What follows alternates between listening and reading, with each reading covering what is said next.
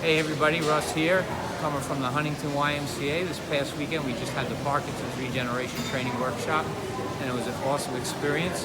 I got my friend Daniel here as a personal trainer, came to the workshop for the first time, and I'm just going to turn it over to Daniel. He can tell you what he thought about it. So the workshop was mind-blowing, very captivating from the moment it gets started, to all the different talks, the different topics, the exercises, the hands-on material. What impacted me the most is the real-time, instant improvement from something just as simple as changing the insoles that we're wearing to some simple exercises on walking and improving form and gestures.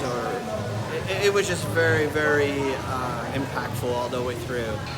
Definitely worth it. Definitely worth the time. I can't. There's nothing bad that I can say about it other than it's all 100% positive. It was great. It was also very impactful to see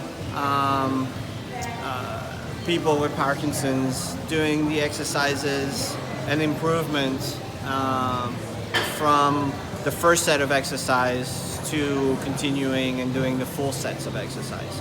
I think that was just really cool. Very cool and very powerful. Awesome. Thanks, Dan.